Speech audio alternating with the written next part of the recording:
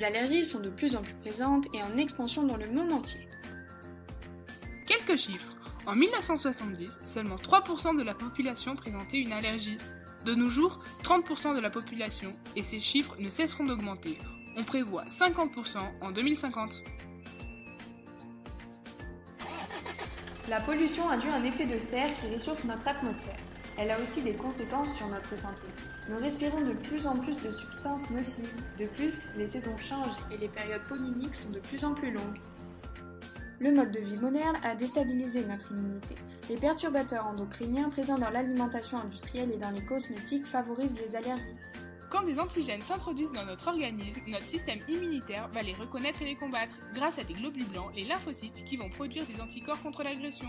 Pour l'allergie, le système immunitaire réagit à des substances anodines et les combat avec des molécules comme l'histamine. Ne pas confondre avec l'intolérance. Les conséquences de l'allergie sont immédiates et peuvent mettre en danger l'individu. L'intolérance se manifeste par quelques dérangements sans danger vital. Le déclenchement de l'allergie se fait en 2 phases.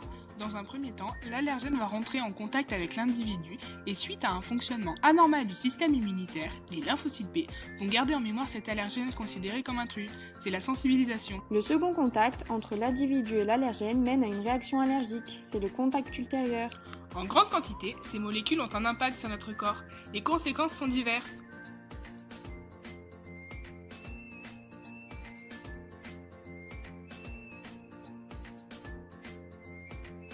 Les conséquences peuvent être sans risque vital, mais peuvent évoluer jusqu'au choc anaphylactique, c'est-à-dire la chute de tension artérielle, la perte de conscience et parfois le décès en quelques minutes seulement, comme l'Ogenlock Wink.